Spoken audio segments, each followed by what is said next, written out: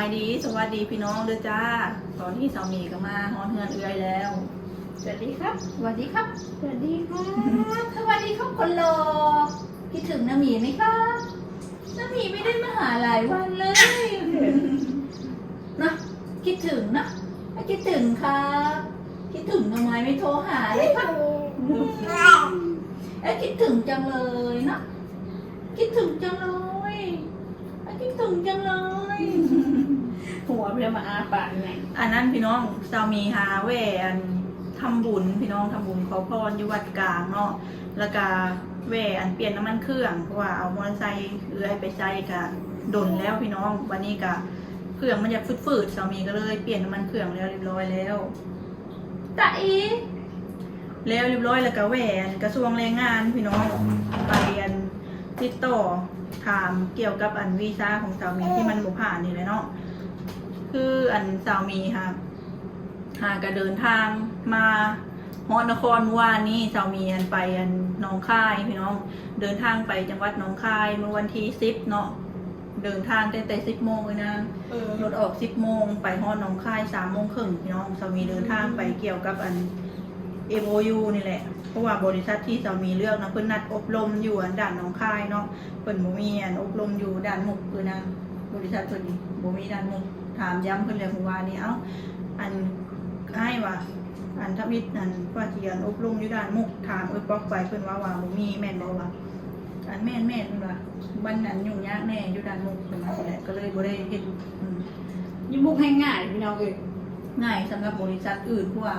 บริษัทที่กรมแรงงานเพิ่นให้เฮามานะบักหลายเป็น100 บริษัทแล้วแต่เฮาเลือกเลยพี่น้องแล้วแต่เฮาเลือกว่าจะเอาบริษัทใดแต่สามีเพิ่นเสี่ยงดวงมาเลยนะแบบ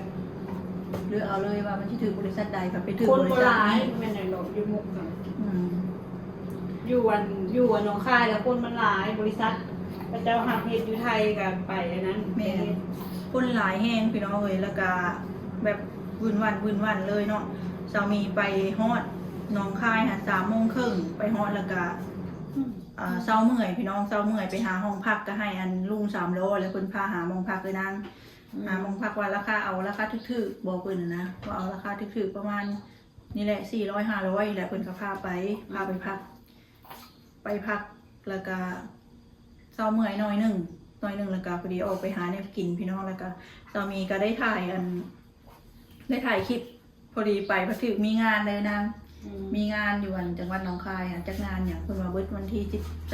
13ไปเลาะงานกลางคืนสามีก็ได้ถ่ายคลิปเรียบร้อยแล้วพี่น้องก็ถ่ายบรรยากาศไปนะแต่บ่ได้ถ่ายเห็นตัวเองเพราะว่าเฮาแบบไปเล่นเรื่องวีซ่าคิดหลายแน่พี่น้องวันนี้ตื่นมาตอนเช้าทางบริษัทเพิ่นนี่นัดไป6 โมงเลยนะ6 โมงด่านเปิดนะด่านเปิดแล้วก็ไปแล้วเพิ่นก็เอาเอกสารเฮาแหละไปตรวจสอบเบิ่งว่ามันผ่านบ่มันครบทุกอย่างบ่ที่เพิ่นสั่งให้เฮาไปก๊อปปี้นะพี่น้องนี่เอกสารมาหลายจากกรมแรงงานแน่จากบริษัทเพิ่นนะให้เฮามาเนาะหลังจากตรวจเอกสารแล้วเรียบร้อยแล้วก็เพิ่นก็เอาพาสปอร์ตเฮานี่ไปจ้ำให้แล้วก็พาเฮานะขึ้นรถข้ามไปฝั่งลาว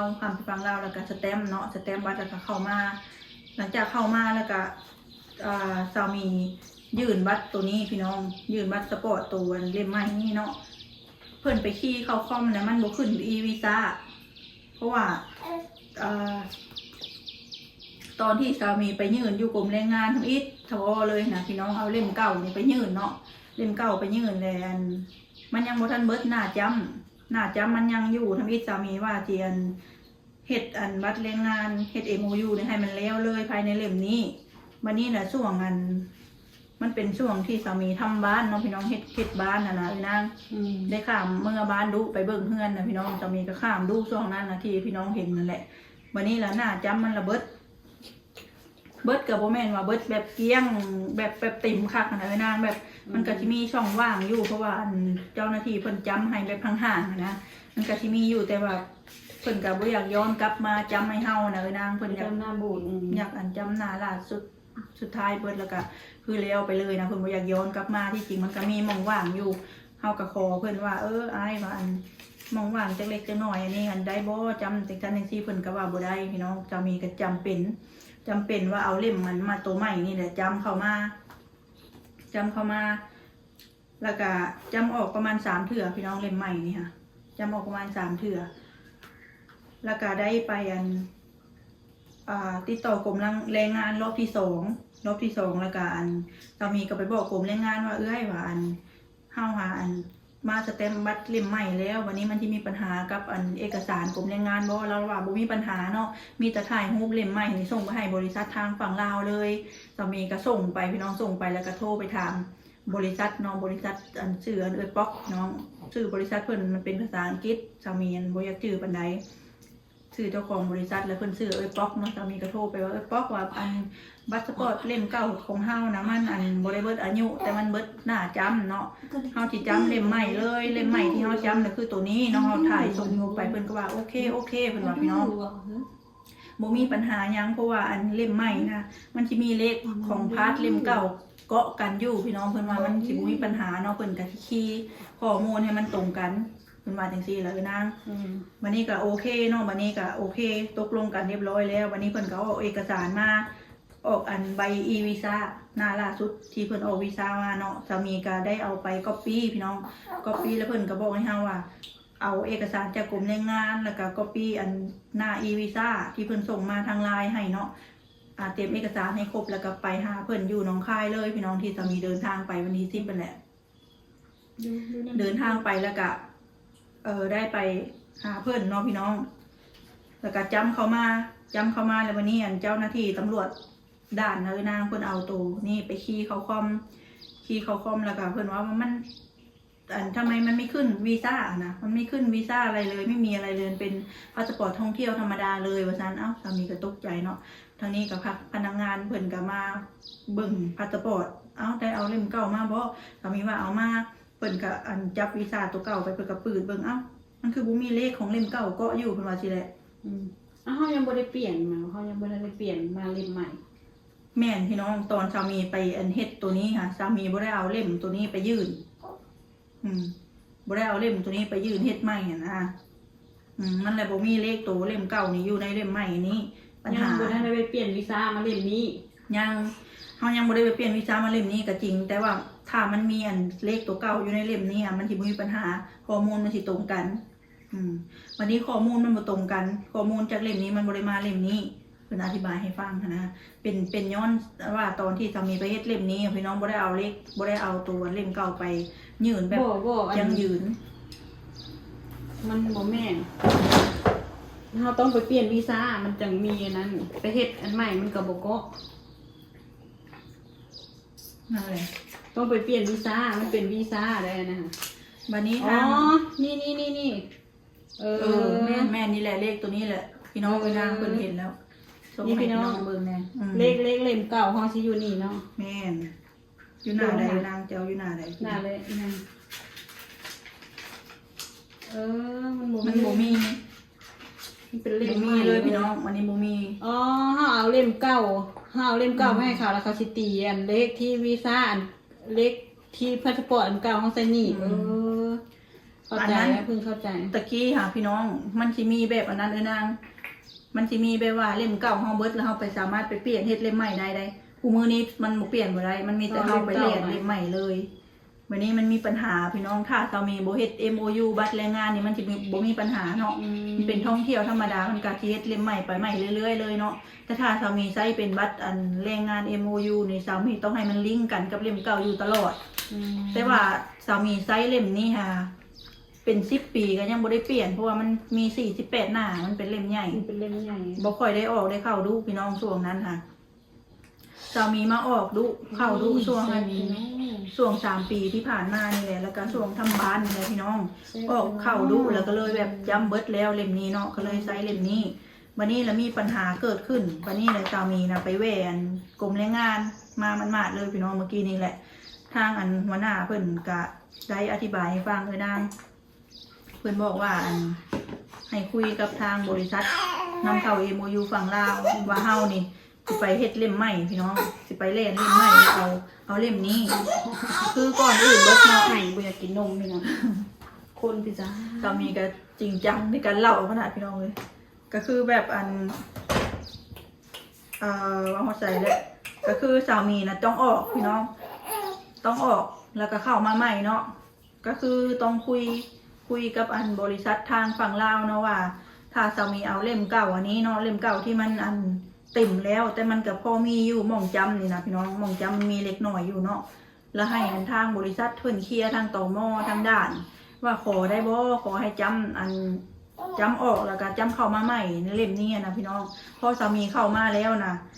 อันสามารถอบรมรับวีซ่า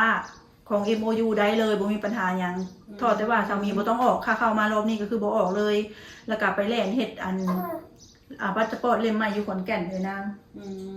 เอาเล่มนี้แหละเล่มที่มันเบิดนี่แหละไปแล่นเฮ็ดขอนแก่นสิได้ไวกว่าพี่น้องไปแล่นเฮ็ดอยู่ขอนแก่นแล้วก็คันนี้ได้เล่มใหญ่คือเก่าก็เพิ่มเงินเข้าไปแม่นถ้าได้ทางกรมแรงงานเพิ่นบอกได้นี่พี่น้องถ้าได้ก็โอเคตามนี้เลย อันนี้คือวิธีที่1นะส่วนวิธีที่2ก็คือคุยกับบริษัทเพิ่นว่า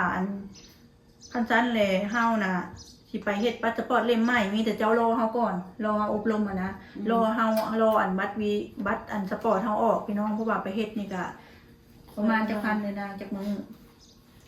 อยู่ขอนแก่นบ่ฮู้ราคา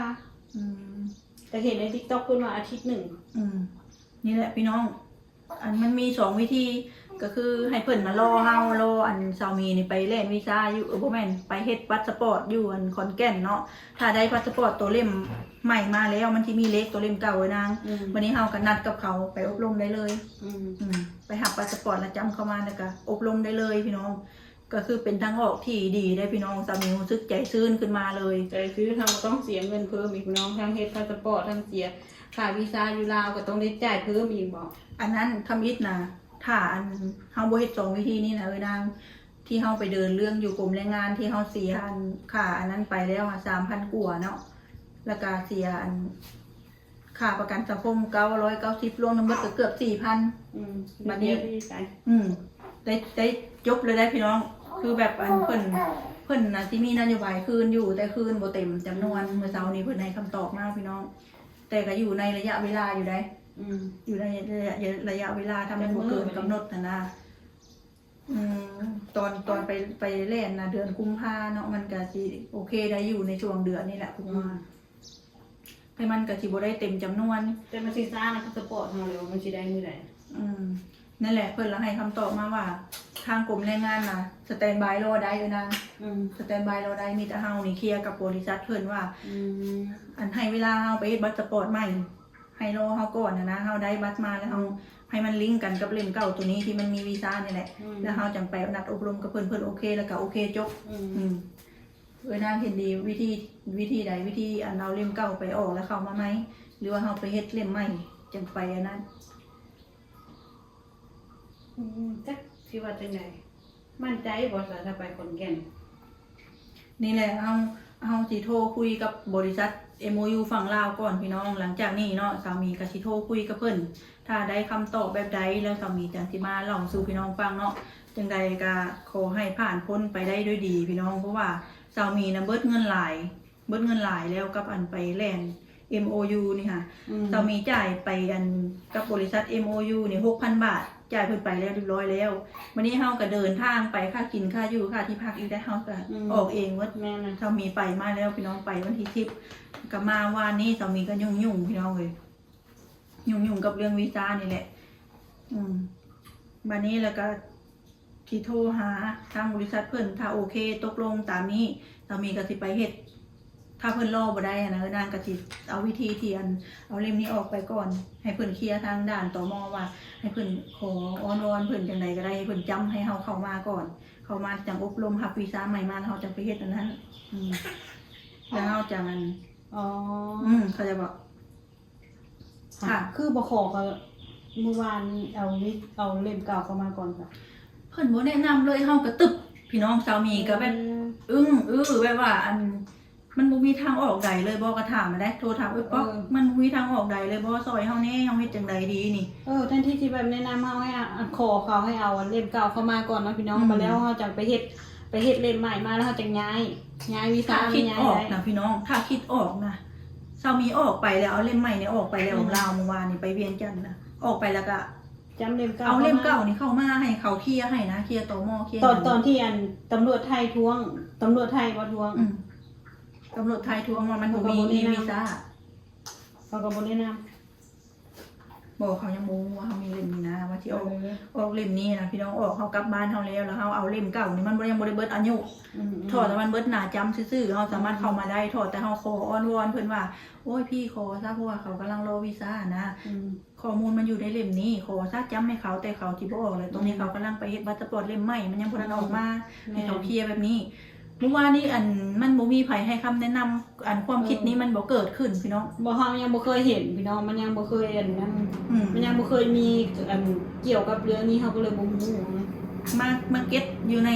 กรมแรงงานเพิ่นบอกมา2วิธีเจ้ามีว่าโอ้ยว่ารู้สึกว่าทางสว่างเลยแบบคืนนี้ยังนอนคิดเจ็บหัวเบิดคืนนอนบ่หลับเอาวิธีที่2ที่ว่าจำโซนเล่มนี้ออกไปแล้วขอให้เขาเอาเล่มเก่ามาเข้ามาก่อนเฮ็ดอันนี้ก่อนเฮ็ดพาสปอร์ตมันบ่แม่นว่าเฮ็ด3มื้อสิได้แม่นแต่สิคุยกับบริษัทว่าอ้ายนี่ค่อยสิไปเฮ็ดบัตรสปอร์ตใหม่แต่ระยะเวลานี่มันบ่แน่ใจแต่เวลากำหนดถึงเจ้ามันบ่เบิดง่ายดอกก็สิแจ้งจะไว้ก่อนถ้ารอได้ก็คือโอเคเอาเล่มใหม่ไปถ้ารอบ่ได้ถ้ามันสิเบิดเขตก่อนเบิดอายุก่อนเฮาสิเอาเล่มใหม่นี่มีแต่ขอเจ้าเคลียร์กับด่านตมแล้วพาเฮาเข้ามาเล่มเก่านี่นะข้อมูลของเฮามันอยู่เล่มเก่าถ้าเจ้าโอเคก็คือโอเควีซ่าของมันสิเมิดมันนี่ขอเพิ่นแม่เพิ่นตำรวจเนี่ยมันเมิดผมกำลังเฮ็ดอยู่แต่มันยังบ่ได้แต่เวลานานแม่ขอนะเพิ่นตำรวจแม่พี่น้องทางกรมแรงงานเพิ่นแนะนำมาแบบนี้เป็นทางออกที่ดีเลยพี่น้องสำนึกสึกดีใจเนาะมีทางออกแล้ววันนี้ก็สิดำเนินการตามนี้เลยพี่น้องที่เจ้ามีกาเว้าไปสู่พี่น้องฟังกับประมาณนี้เลยเนาะสามีก็ต้องเร่งไปจัดการตามนี้เลยคุยกับเพื่อนเนาะถ้าสามีบ่เฮ็ด2วิธีนี้เงินที่สามีไปแล่นอยู่กรมแรงงานกับเงินที่สามีจ่ายไปกับบริษัทเพิ่นก็คือศูนย์เปล่าพี่น้องคือถิ่มไปซื่อๆนะเอ้ยนางรวมทั้งหมดเป็นเท่าใดบ้างรวมทั้งหมดนะสามีจ่ายอยู่กรมแรงงานนะ2,900เนาะแล้วก็จ่าย990ประกันสังคมรวมเป็น 3,800แล้วก็จ่ายทางบริษัท MOU ฝั่งลาว 6,000 บาทก็เกือบหมื่นเลยพี่น้องเป็น8,900นี่เกือบหมื่นประเทศใหม่ก็โอ้บ่ไหวสู้บ่ไหวแม่นก็ต้องคุยกับบริษัทเขาเบิ่งแล้วขอเขาแม่นแล้วก็จะมีเดินทางไปน้องคายก็รวมค่ากินค่าอยู่อีกเนาะค่าที่พักอีกก็เป็นหมื่นเลยพี่น้องเป็นหมื่นกว่าแม่นวันนี้ก็ไปเฮ็ดเล่มใหม่ก็ราคาก็อยู่ประมาณนี่แหละ 3,000-4,000 กะว่าได้ 4,500 ต่อเรือเฮ็ดน่ะย่านฮอดพุ่นพี่น้องค่าไปอีกพี่น้องค่าเดินทาง 5-6,000 ถ้าไปฮอดขอนแก่นย่านได้นอนที่โนนางนอนเลยเจ้าก็ต้องไปแต่มื้อนี้มื้ออื่นจะต้องเข้าไปเอาคิวเห็นนะเขาจะลงใน TikTok พี่น้องไปเอาคิวแล้วก็เข้าไปก็เอาสมุนเข้าไปก็จะก็สิอันนั้นเอกสารแล้วก็ลองไปหาเบิ่งว่าเตรียมอย่างแน่ได้เอกสารไปนำเพราะว่าเจอกันกับคนอยู่กรมแรงงานเลยนะเราก็แนะนำได้แล้วว่าไปเฮ็ดอยู่ขอนแก่นเลยแล้วค่ะเฮ็ดอยู่ขอนแก่นง่ายได้แล้วค่ะง่ายก็สิได้เร็วกว่าอยู่บ้านเฮาพี่น้องบ้านเฮาต้องได้